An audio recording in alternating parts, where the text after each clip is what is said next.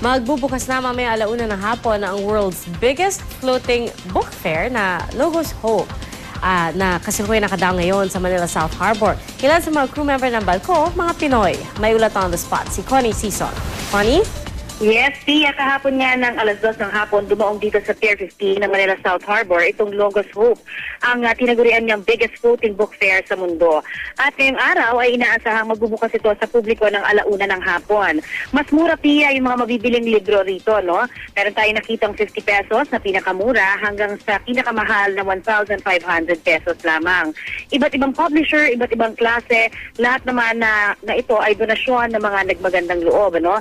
Moderno rin ang design at fully air-conditioned ang barko.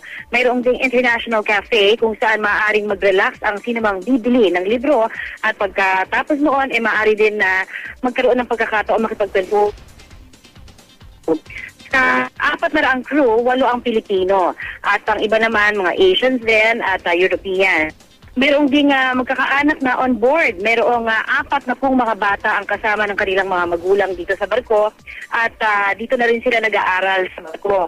Marami sa kanila, tinalikuran yung marangyang buhay para makapagsilbi ng libre. Iba raw kasi yung fulfillment na nararamdaman nila sa pagtulong nila sa kanilang kapwa para dun sa mga paglibot naman nila sa iba't ibang parte ng mundo.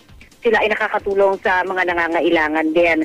Si Lita Teodosio, Assistant Manager dito naman sa Logos Hope, 2 taon na siya na nagtatrabaho dito. Wala siyang sweldo, Pia. At gayon din lahat ng mga crew personnel or mga managers dito rin sa Logos Hope. Ano? Ang kanilang pangailangan, tinutustusan kanilang mga sponsors, pamilya, supporters at mga iba't ibang mga nagmamagandang mula sa kanilang simbahan. Ang Logos Hope ay pinangunahan ng Philippine Council of Evangelical Churches, isang organization.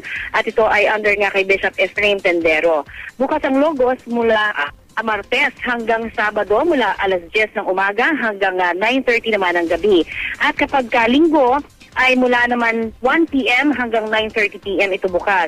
Ito ay maglalagay sa Maynila mula ngayong araw hanggang March 13 at pagkatapos naman dito sa Maynila ay tutulak naman sila patungo ng Subic mula March 16 hanggang April 8. Pia?